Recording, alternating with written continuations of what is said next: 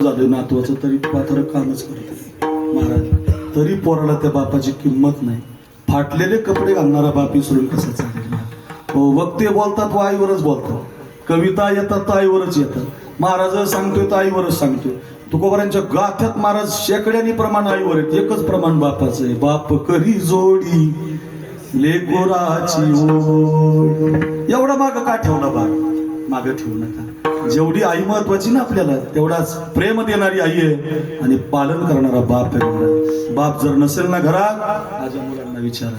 एवढा सोहळा आहे महाराज, एवढा समाज जमलाय, किती लोक जोडले त्या परिवारानं. एवढं गोड कीर्तन आहे, कधी 12 वाजून गेले कळलं नाही. काय गिरिजनाथांचा पकावत, काय सदानंद महाराजांचा आवाज, काय ते दीपक महाराजांच्या चाली, अनिल बाबा काय, कडुबाळ महाराज काय, महाराष्ट्रात ते दिग्गज कीर्तनाला बसलेले. महाराज कीर्तन सांगतोय, एक एक कथा सांगतोय. कानोपात्राची कथा काय, काकड्याच्या चाली काय, तुकोबारांचं चरित्र काय, माऊलीचं चरित्र काय, एवढ्या कीर्तनातल्या कथा चालल्या, कधी 12 वाजून गेले कळालं नाही.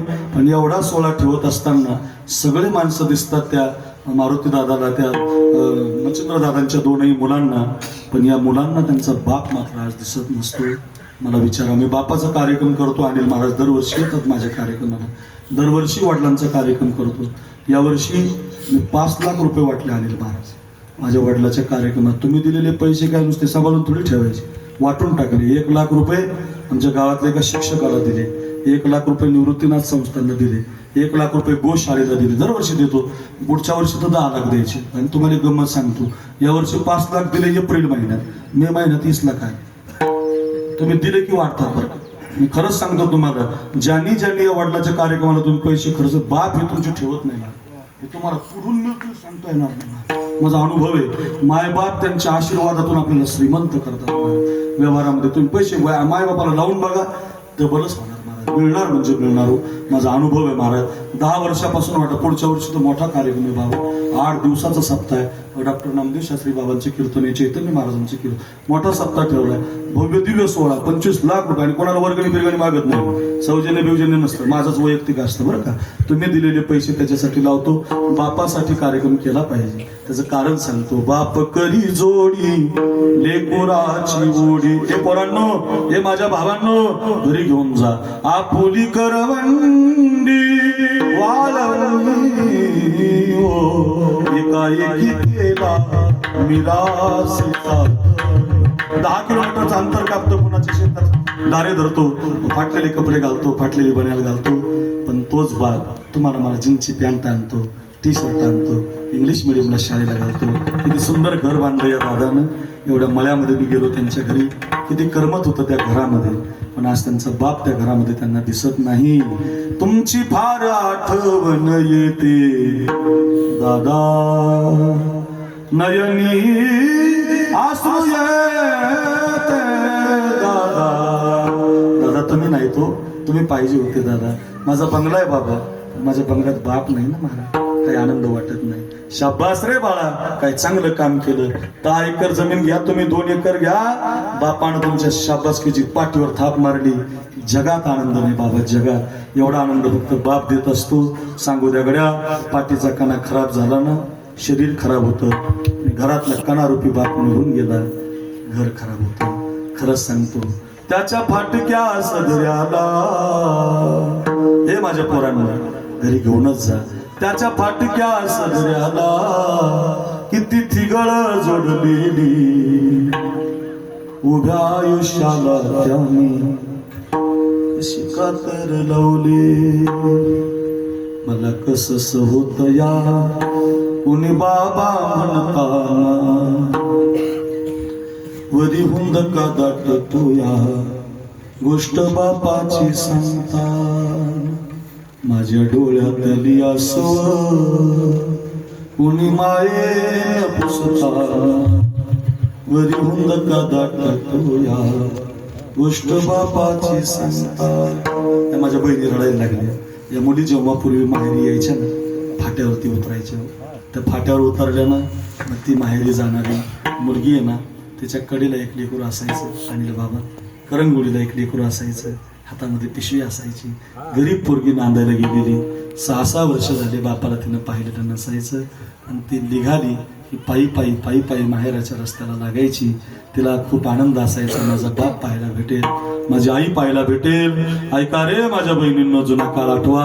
सासूरवाशी नसणारी मुलगी जेव्हा माहेराला निघायची, चालता चालता खूप रगड्याचा रस्ता असायचा, दगडाचा रस्ता असायचा. हळूच तिच्या पायाला चालताना ठेस लागायची आणि पायातून तिच्या रक्त निघायचं. तर रक्त आल्यावरती आपल्या पायाकडे बघत नव्हती, तर ती त्या दगडाकडे बघून म्हणायची, का रे दगडा, तुला तर माझा पाय लागला नाही ना रे, तू माझ्या बापाच्या घराकडे जाणाऱ्या रस्त्याचा दगड आहे, तू माझ्या आईच्या घराकडे जाणाऱ्या रस्त्याचा दगड आहे. बहिणाबाई लिहितात बघा, आज माहेराला जाणे झाली झाली ओ पहाट,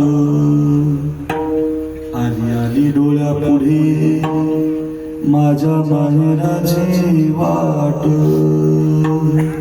माझ्या माहेराच्या वाटे किती लागतील ठेसा, वाटेच्या रे दगडा तुला फुटल कावाच्या. काय काळ होता महाराज. बापावर खूप मुलं प्रेम करायची, खूप मुली प्रेम करायच्या. बापावर प्रेम करावं, खरंच सांगतो रे, खूप प्रेम करतो महाराज बाप. 2 कीर्तन असतील ना तर 2 निरोईस तरी करायचं. हो बाप माझं, फेट्याची घडी घालायचं. हो बाप, बाप नाही बघा घरात. अंधार झाला बघा, कोल्लीचं कीर्तन करून गावाकडे जायची गरज नव्हती, पण आता बाप नाही तर घरी जावं लागतं बघा. बाप नव्हता तर 20 दिवस घरी न जाणारा मी महाराज. बाप नाही, बाप ज्याचा नाही त्याला विचारा, माझ्या मुलांना विचारा. असताना ते दिंडीचं गाव दिसतं, असताना तो बाप आठवत असतो. आमचे वडील आज इथं नाही, त्यांच्या जिवंतपणे आम्ही एखादं असं कीर्तन ठेवलं असतं, आम्ही त्यांना त्यांच्या गळ्यात तुळशीचे हार घातले असते, त्यांनी वारी केली म्हणून आम्ही त्यांचं दर्शन घेतलं असतं. पूर्ण परिवार आहे, 2 भाऊ, एक भाऊ गेला मच्छिंद्र दादा पण लगेच राखेच्या दिवशी. काय कमाल आहे महाराज. इतिहासातली पहिली गोष्ट आहे, भाऊ गेल्यावर 3ऱ्या दिवशी भाऊ जातो. आणि या 2ही भावाचं पुण्यस्मरण करत असताना आपल्या डोळ्याला अश्रूच्या धारा लागतात. का? बाप तो बाप असतो, बापाची जागा कोणी घेऊ शकत नाही. बाण लागला होता श्रावणाला. अनिल महाराज तुम्ही रामकथा करताय, कडुवाल महाराज तुम्ही खूप गोड बोलताय, सांगत जा रे दादांनो हे कीर्तनातून. बाण लागला होता गिरिजीनाथ महाराज श्रावणाला, पाणी घेऊन दशरथ राजा गेला होता. आलास का रे राजा?